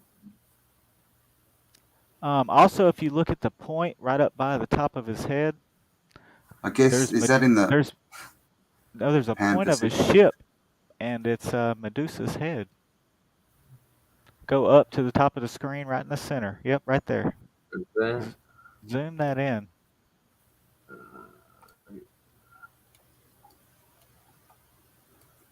Oh, look at that. Looks like that or one hell of a giant crab or octopus or squid or there something. you go. See the chain? There's a chain coming off the front of the ship. See the chain. Yeah. What? Okay, yeah. That's Medusa's head. You see her screaming? It looks like a devil head with ears. I can see that. She's are the three holes her in the mouth's nose? wide open, and that's what Medusa does. So no, it's her mouth wide open. Yeah. Can we pull it up on Google Earth right now and like scroll through the different time shot snaps of this area? Do we know the coordinates? Well, the Pacific? I haven't really disclosed the location yet. Well, you can bring it up on your computer. You don't have to like. Yeah, this is a line. Is that the same one? Is that the same? Yeah, this is the same area. Yes, same area. This is Poseidon's temple we're looking at right now. This is what I claim to be Poseidon's temple. We'll go to the next picture here in a moment, and I'll show you what I found. What? So that's just a structure by it. Now scroll down a little. Is that what you mean? That statue is the temple?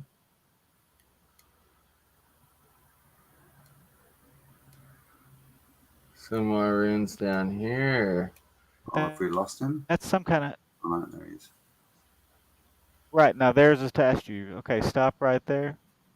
Right here. Now if you look to the left of the pointer, right there, yep. Yeah, look at that statue laying in the ground, and it's in the silt.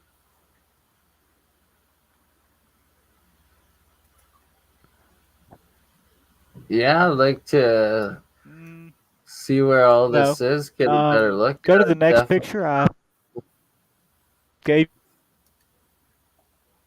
you one of specifically just that. It's kind of cloudy, but you.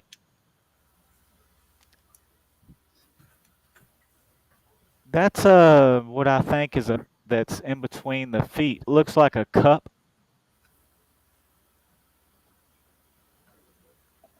Yes.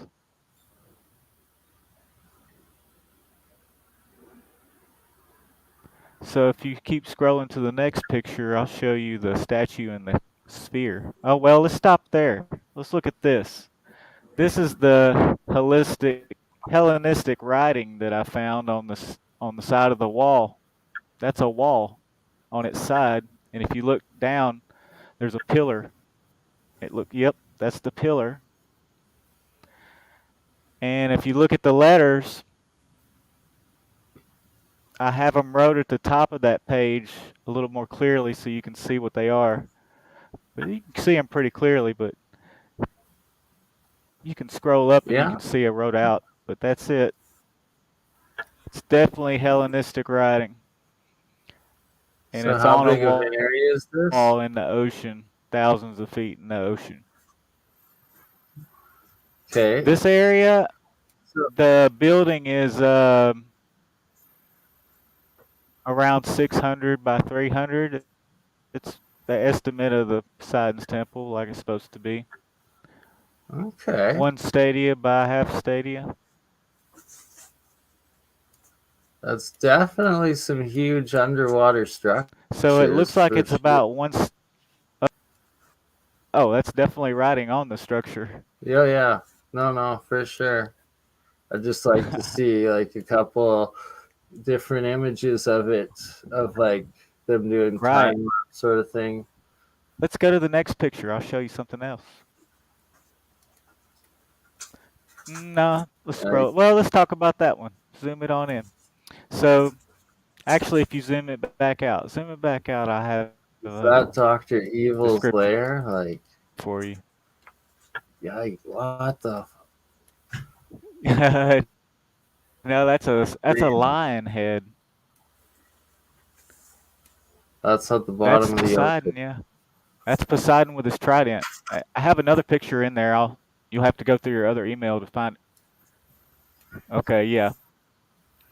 So you see those two dark circles to his left? No, go back down. Yeah, If you right go here. back down, can you hear me? The 2 impressions, yeah. Trying. Yeah, right there. Uh-huh. So those are offering pits that were spoken of in Plato's writing. So there's the stairways leading to both offering pits. If you look to the left, you can see both stairways leading to each pit. So those are definitely the offering pits at the side of a statue that is Poseidon with his trident. So if that doesn't match Plato, I don't know anything that's been found in the ocean remotely close to this. That is pretty interesting. Like, you gotta get some more. Now let's scroll Do to the next picture so they can see Poseidon better. Yeah, but you got like. Let's scroll to the next What picture the so they can fuck see is this Poseidon thing? better. Like, That's a lion. They worship the lion head. Remember the lion? It was spoken of a lot. So there is this picture of the statue with the sphere at his feet. That's one of the 100-foot statues that was as tall as the ceiling. It's probably solid gold. that would be cool. Where So if did you compare it to, well, that's this in the center of that building that we're looking at. I can't tell you. I shall tell later. But for now, I'm actually in the middle of doing collection of people to try to go there. So it's a pretty big deal. Nice. Try to Like with get some radar and LiDAR stuff. over first. Get a LiDAR. It would be nice to have more sponsors. Yes. I know, right? Right. Pretty much, I could drop a pin on the statue and pretty much guarantee gold. I mean, that's pretty interesting. I would put everything on it that. Yeah, just like if you can get a few more. There's some more pictures, so keep on scrolling. I think there's some better ones. No, you have them. Not in the. Tom's just asking about the pictures, and that the reason is because Google Earth blur it out. You can see like Google right. and they Keep going. literally blur over certain places. You go through the different seasons, and then you'll get more and more images of it and stuff. Correct. Oh, sorry. Nice. And yeah, so you see so many of those dot sort of things, don't you, underwater? They look like pyramids. They're all blurred. I mean, look at that. Yeah, this isn't a pyramid. Of course, it's a trademark on the Earth, right? It's fun. Right. It's the Google Earth mark. Yeah. Which kind of shows you that this isn't, a true representation, right? This is a Google trademark Earth, literally.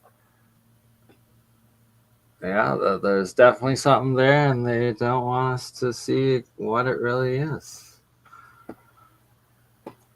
Yeah. This is literally pulled right. So if there are any billionaires out there listening, just do keep in mind that we you could fund all of this. Fund Dick Tracy's adventure to Atlantis. Please. Or my adventure to Malta, America. There's a few places I would love to take a yacht. Some coins and LiDAR, LiDAR. Hey, what does this say right here? Can y'all read this right here? The column. What does this say? Can y'all read this? Column. He's coming soon, and they're out to get him. Call the big to get wigs. Holloway. So this There's a few more pictures I think I sent you. yeah, I gotta get the other email, but this is like Yeah, Contra's headquarters or like Dr. Evil's lair right here. right? Isn't that sick? I love that. So if you look in between the two statues, I wanted to show you something else. So zoom it out. Okay, right there will work. So if you look, no, go back. So right there in between them, look at those lines in between. And Plato also talked about the drawbridges. You can see there's a center point at between. Buildings. You see the center point right? No, down right there. Yep. Maybe buildings or bridges. Or Google something kind of structure in between them there, though. I changed the color a whole lot to be able to pull that out. You can't see that on the normal view. But when I changed the refraction of it, that's when I was able to see the pits. Also the writing, you can't see that on a normal view either. For sure. Yeah, I should see if you can get LiDAR scans of the area. Right. Sometimes you luck out and they're already done. Yeah, what do you think about that circle-ish thing right there? What if the sphere that's at the bottom of the statue was sitting, was like sitting in there? Well, something you'll have to investigate when you get out there, I guess. Y'all want to go? I'd be down, but first you gotta know where you're going. So until Dick Tracy reveals where, oh, I know exactly. I got it all. Atlantis has been found in the layer has been found. The layer has been found.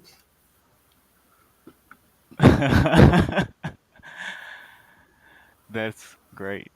Tell me that's not a sick picture right there, though. Beside the pan, towards down as Right, towards like the I steep. said, I'd like to see more of like the same area at different times of season and stuff to make sure that it's not just pareidolia and you got the shadows showing the same features. Oh, that's some serious pareidolia there. Scroll down on the God pan. I want to show you something that's not pareidolia. So, this guy right here. Yeah, there you go. Yeah, so follow that chain down. You can follow the chain all the way down. Oh, wow. Yep, keep going. You can see it right there, and then it gets to a point, and guess what it is? It's in the anchor. Right there. Yeah. Clear as day, it's an anchor, bro. Right at the end of the chain. Yep. Follow the chain all the way up. It goes over his chest. Check this out. And around his neck, and then up to the boat.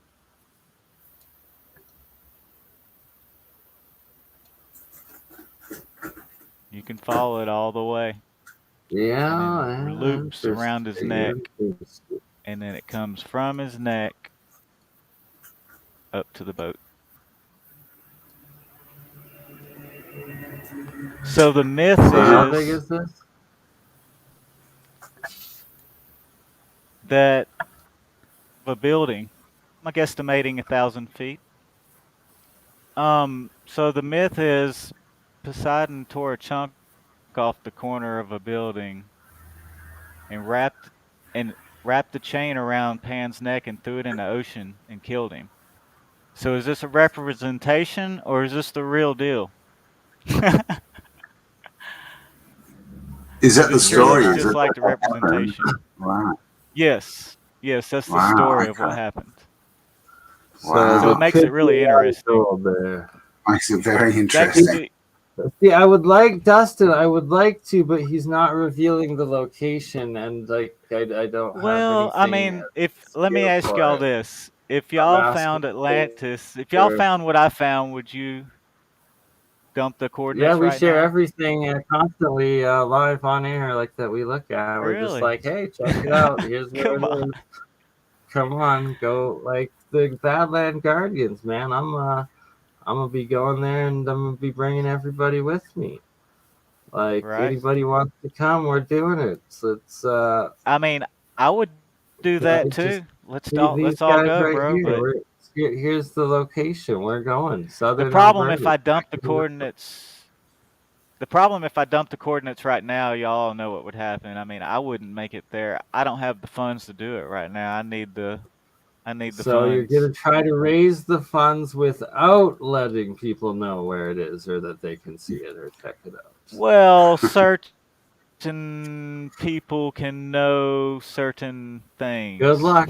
Good luck, Dick Tracy. Good luck. Depending on their level of interest and capability of help. It's like you're going off a pretty blurred Google pixelation right there for somewhere that looks like it's out in the middle of an Yeah, but ocean. that's in the well, that all is one building. This is pretty intriguing though. Like I said, I'd like to see more of the same area, Mm. just Sure. different pictures of it of the year, so we can verify the shadows and that it's legit. And So the picture of that statue with the orb, with the sphere, and the one with the writing you're on now, and the one with the pedestal, and the one with the corner, they're all the same building. Yeah, that's in the center. No, that's to the left in the upper part. That's uh, not at the building. That's a whole separate entity. Those are the statues that they came to worship. this It is was also in Plato's layer. writing.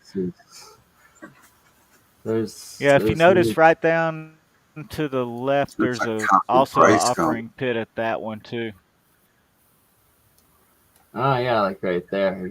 You have the Saying. two And large it ones. looks like Okay. there's radiating Yeah, and then a lines as well, small one or right walls there. or something.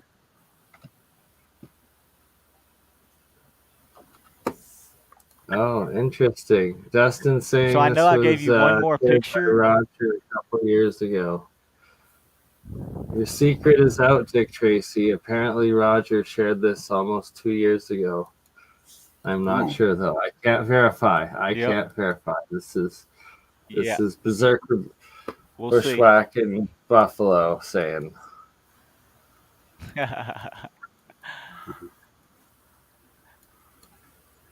All right, like this Don't kind of think looks so, like is Tim. that Thoth or you're saying Poseidon? I'm saying it's No, not right pretty there. interesting structure.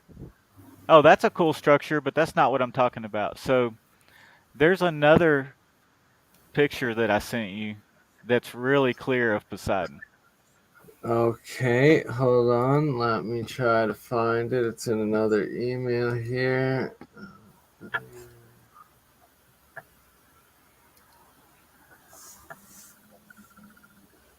Um,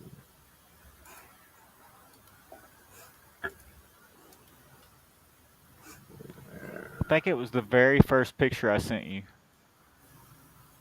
oh dear. All right. Well, Yep. in that case, we will find it sometime next week. Just kidding. Um, It's that far back. I hear you. no, okay, wasn't in the first and then email. email like mine. God. If anyone would like to volunteer for the position of reading Bernie's emails, do let us know. Indeed. Times Oh, number It's third, like third so much attempt. stuff. Ooh, my Steffi goodness. has the zoomies. No problem. I love Go that. on with the show. I'm gonna resend it right now. Make it easy. Absolutely. That would be very I'm helpful. just gonna resend it right now. Perfect. Yeah. I could not find it. It was hiding amongst the email chain. The Yeah, that's really chain. hard to do. No big deal. What is okra? Okra's. Oh, I'm thinking of ocarina. Okra's. Okra? Is that like a Okra root? from Dark Crystal, or no, that's okra. Isn't it like a Oh, root? I think I it's don't a know. real thing. Anyone know? What's okra? Someone must know. What are we talking about? There's many. All right. Kaboom, is this? No. It's there.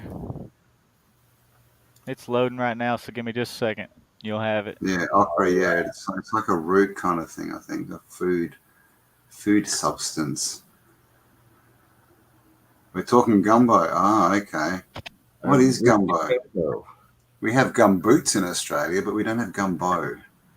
I believe it is a type of food. Yes. Does it get slimy? Oh, that sounds disgusting.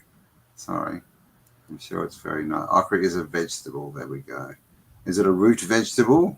Like a potato? When to be cooked up. Yes. It's green and it has slime in it. Nice. Is that what gumbo is? Delicious. That sounds delicious. You crazy Southerners. God. Now we got to see what it is. It's a Cajun type of stew. Interesting. Oh. Found a new Badlands Guardian. Nice. So, sorry. I skipped it over, my bad, because of these guys. But that there's supposedly, so if we see here, looks like there's a whole bunch of different heads or eroded figures throughout the entire valley, that there could be nice. many more throughout the area. And all the art in the back of BurnEye, or behind BurnEye, is his own. Yes, indeed. Awesome posters. So that's all. All right. Homegrown BurnEye art. We sent it. We got it. Oh, I got her. Boom. There you go. Apparently, green slime gumbo is delicious. We will take your word. Oh, so there's African gumbo as well, and it's freaking awesome. Yep. Okay, so same area, showing the face here. No, okra. Okra is gross. All right, so what's this? Now, look at the.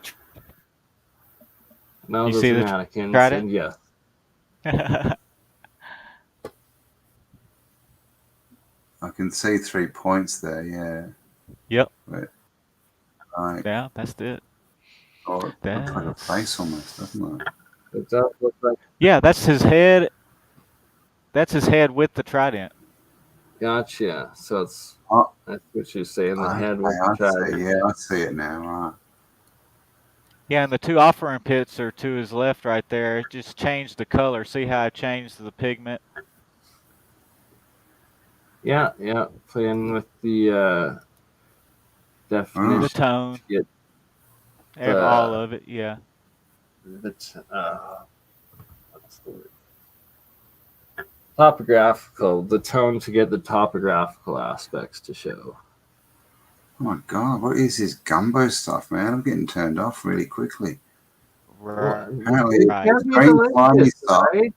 African gumbo. Don't hate African gumbo. Either of y'all. The real Cajuns don't wash their pots, man. No wonder it's green and slimy. Campbell. Is that Asian or Cajun discrimination? I think it is, man. It's cultural non-appropriation. Yeah, I work in Louisiana sometimes, and I don't eat the gumbo. No, so Louisiana gumbo is not a good gumbo. All right, not the green gumbo. Don't go green with gumbo. It's good. It's just, it's hot. You gotta like hot stuff. Spicy. Yeah, right. It's a spicy gumbo. Sorry, hi, Batman. Well, hello. All right. Well, on that spicy gumbo of a note, we are at 2 hours and 5 minutes. Shall we call it a night? I think we should, because I'm fast losing consciousness of some card. All right. Well, good to have you on, Atlanta. Nice to meet you. Yes, thank you for showing us that.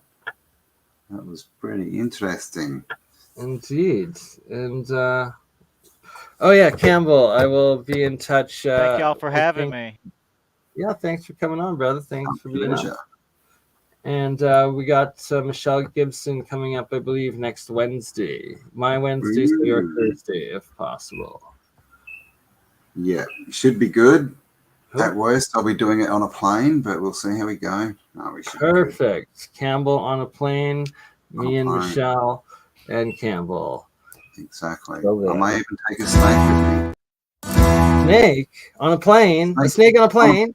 Snakes on a plane. I'll have to take 2. Snakes on a plane. All Love right. you Snakes on a all. plane. Ta-ta.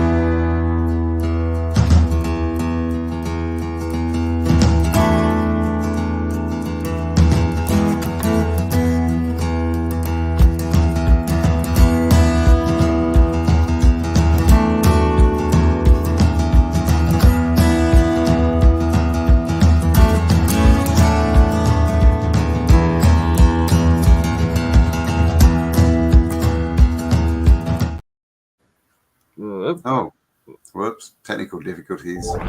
Ta-ta.